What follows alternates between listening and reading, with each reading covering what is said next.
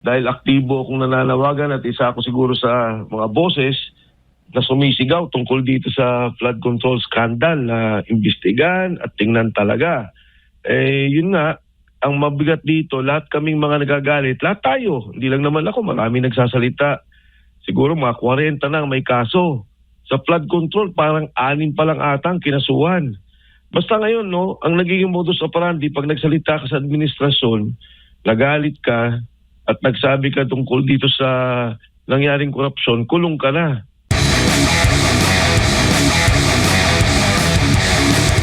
Ito, nabanggit mo yung dikit-dikit ng inyong pong pangalan. Tingin nyo po ba may kaugnayan itong issue sa inyo with Congressman or Senador Marcoleta dito po sa mga ganap ngayon sa kanyang pagiging kritiko at talagang nais na niyang maumpisahan itong investigasyon dyan po sa flood control muli?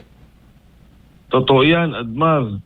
Talagang eksakto yung binanggit mo at nagkataon din naman dahil aktibo akong nananawagan at isa ako siguro sa mga boses na sumisigaw tungkol dito sa flood control scandal na imbestigan at tingnan talaga. Yun nga, ang mabigat dito, lahat kaming mga nagagalit, lahat tayo, hindi lang naman ako, marami nagsasalita. Siguro mga 40 na ang may kaso. Sa flood control, parang 6 pa lang atang kinasuhan. Basta ngayon, no, ang nagiging modus operandi, pag nagsalita ka sa administrasyon, nagalit ka at nagsabi ka tungkol dito sa nangyaring korupsyon, kulong ka na. Kaya hindi ako magtataka, Admar, kung balang araw makasama ka rin namin ni Senator Marcoleta na makasuhan at magkaroon ng whole departure order.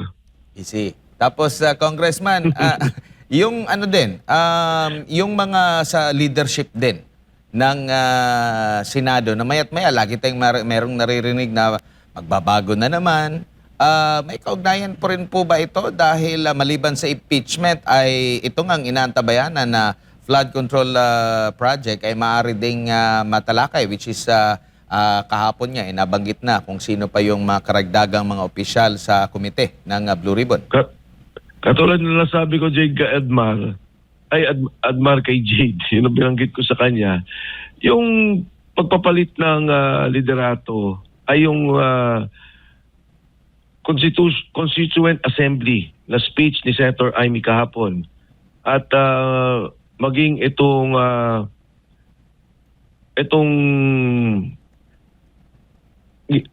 liderato ng Blue Ribbon Committee hearing, mas mahalaga sa kanila yan maging sa impeachment. Kasi yung dalawang proseso ng Constituent Assembly tsaka impeachment, kailangan niya ng 2/3 vote. Kahit na hindi magkapalit ng liderato, kahit minority pa rin ang ngayon ay majority, hindi nila makukuha yung boto eh. May bulto na 9 ang minorya at marami pa rin sasama dyan na hindi naniniwala sa impeachment at hindi rin naniniwala sa Constituent Assembly. Pero itong Senate Blue Ribbon Committee, majority vote lang to eh. At kung yan nga ang nagiging galit ng marami, hindi lang naman tayo, no, pati ang Iglesia ni Cristo nagsalita diyan. Ang sabi lang, humingi kami ng transparency, accountability. May mga obispo sa simbahang Katoliko nagsalita na rin diyan. Mga negosyante nagsasalita tungkol diyan. At ang iba't ibang organisasyon na sinasabi lang naman, ikulong nyo yung mga kurakot. Alamin natin ano yung katotohanan dahil hindi namin ito nakita sa ICI na binuo mismo ng administrasyon, ng palasyo, at ang tanging ano na lang nila, maaaring sandalan ay ang Blue Ribbon Committee na para ding ganun din ang nangyari, pahinto-hinto. Ito lang nga, di ba, pag-resume ng June, wala na, parang pahinto-hinto na yung nangyari. So ito na yung inihintay ng marami na talagang malaman ang katotohanan, makulong ang dapat makulong, at kahit papano, maisauli ang pera ng bayan. Opo. Sa tingin niyo po ba, nataon lang na karamihan po sa mga nasa majority ngayon ay may kinakaharap na kaso o mga reklamo kumpara sa minority, Congressman? Hindi naman, Admar, kasi nung umpisa pa lang yan na rin yung grupo eh. Diba, yan yung mga nagsasalita, no? Biglang all of a sudden, ayun na. paglabas ni Yusek Bernardo, itinuro na yung mga dapat ituro dito sa majority. At ngayon naman nga, bigla nilang itinulak naman yung sa ICC. Pero bagamat ganon, nakita mo naman na inindigan yung ating mga senador, lumalaban, Senator Bato, no? Talagang grabing ginawa niya. Wala pang ang katotohanan yung warrant niya. Wala pa talaga. Pinipilit din talaga ng administrasyon. Ayun. Inuli siya at inatake yung Senado, pero bagamat ganon, nagpakita pa rin. At ngayon, sinasabi lang, no, si Senator Bongo naman daw, ay lalabas na rin daw yung warrant. Talagang todong panggigipit ang nangyayari ngayon sa mga yung lumalaban. At sabi na natin, hindi naman lumalaban sa tao, hindi naman lumalaban kay Pangulong Marcos, pero lumalaban sa korupsyon. At hinihingi natin na talagang isurrender at talagang hindi naman isurrender, no? Para bang yung binibigay lang proteksyon sa taong mga dapat hindi proteksyonan, tigil na nila at palabasin ang katotohanan. Opo, siguro bilang panghuli na lamang po, Congressman, maliban sa flood control projects, marami pang mga issue ng korupsyon na pinupuna ngayon sa gobyerno at yung mga irregularidad, kagaya din po doon sa isinampang plunder at technical malversation laban po kay Executive Secretary Ralph Recto at iba pang opisyal na paglipat dito sa PhilHealth, 60 billion pesos at 107 billion pesos na PIDIC funds. Billion pong pinag-uusapan po rito. Pero wala po tayong naririnig sa mga kasamahan nyo rin dati sa bababang kapulungan ng Kongreso na ito po'y mapag-uusapan. Pero ang napag-uusapan po, impeachment ni VP Sara, na kung ihahambing nyo po yung halaga doon kumpara dito, tsaka doon sa flood control, hindi hamak na mas malaki po itong sa flood control at maging dito po sa paglilipat ng PhilHealth funds at PDIC funds sa Congressman.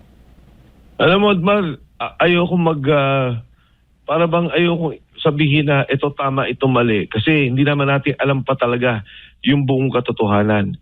Ang akin lang, kung iimbestigahan nila si VP Inday Sara, dapat inimbestigahan din nila si Presidente.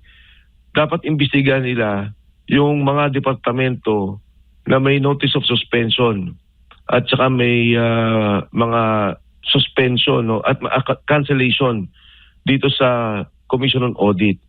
At yung binanggit mo itong issue ng nangyari sa PDIC, 107 billion, nangyari sa PhilHealth na 60 billion. Actually, sa PhilHealth, hindi lang 60 kasi may mga direct contribution pa na 90 billion. Yun naman pondo ng gobyerno plus na 60 na ipunan ng PhilHealth. Dapat pantay-pantay, imbestigahan lahat. Ang hirap naman nga, pagka ito lang ang ginagawa nila, talagang halatang-halata na politika lang. At hindi doon sa kapakanan ng bayan, hindi para sa katotohanan, hindi para sa ustisya. Napakalala nung nakita natin at dumaang korupsyon. Lahat naman yan ang sinasabi. Pati yung mga dating kongresista, pati yung mga dating kabinete, maging dating senador, this is the worst na nakita natin of all sa budget deliberations, sa budget allocations, and sa bidding of the different budgets. No, so ito dapat imbestigahan sana ng buo ng Kongreso.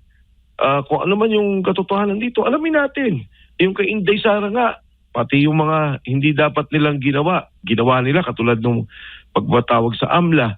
Tapos yung paliwanag pa, ang gulo-gulo, in and out ng pera, para bang halatang-halata Pero yung mga dapat talagang alamin na mga korupsyon na nangyari, ayaw nila. Siyempre, no, sinabi na nga nung meron daw 67 na mismong kongresista na contractors din. Yung mga 18 sundalo. Sa akin lang, Admal, kung talagang, di ba, hindi ka naman kasama o biglang nalagay ng pangalan mo ng 18 Marines, papatawag ko yan. Kukomprontahin ko yan. Pero bakit hindi nila magawa? Kasi alam din nila na kung ano yung katotohanan na sinasabi ng 18 Marines. Alright. Sir Mike, siguro yung huling mensahe sa lahat ng ating mga kababayan na nanonood po at nakikinig sa mga oras na ito sa inyo. Sa atin po mga kababayan, sa sitwasyon po natin ngayon, nakakatakot yung yugto ng ating kasaysayan na parang bumabalik noong 1986, noong Nagkaroon ng revolusyon, pero bago doon ay yung martial law. Bakit ko po sinasabing martial law? Humigit 40 na ho na mga nagsasalita lamang ha. Hindi ho ito nagtatawag ng revolusyon, hindi nagsasabi ito na may barilin o gumamit tayo ng dahas para palitan ng gobyerno. Nagsasalita laban sa korupsyon. Nagsasalita doon sa nakawan. Nagsasalita na ibalik ang pondo ng bayan. 40 na po kami na kinakasuhan para patigilin. Ako ho, ang kaso ko sa ngayon, 6 na. At wala naman po akong ginagawa kundi umattend ng rally, magsalita, at yan ay parte ng ating demokrasya. Ayaw man nila yung sinasabi ko, galit man sila sa sinasabi ko, kasama ho yan at parte ng ating demokrasya. Katunayan, binibigyan nga ng daan ang free speech o ang palayang pagsasalita para lalong maiayos ang lipunan, para lalong maiayos ang gobyerno. At ang aming pong panawagan, hindi naman po kami tumigil kung hindi lamang panagutin ang nagnakaw. Na yung trilyon na nawala sa pondo ng ating bayan ay ibalik at itigil na yung ganitong klaseng nakita natin na pamamalakad ng ating gobyerno. Nagkaroon na nga po ng flood control hearing nung nakaraang taon. Pero yung budget patuloy pa rin na nilagyan po nila 2 billion bawat distrito sa isang distrito ng ating bansa. So hindi pa rin naitigil talaga yung ating panawagan na itigil yung korupsyon sa ating bansa. Ito ho ang nakakalungkot sa bansa natin ngayon, pero hindi po kami titigil, hindi kami hinto at inaasahan po namin na tayong lahat kikilos at hindi hinto para makakuha ho natin ang hustisya na hinihingi ng sambayan ng Pilipino. Maraming salamat, magandang umaga sa inyo, Admaran Jade.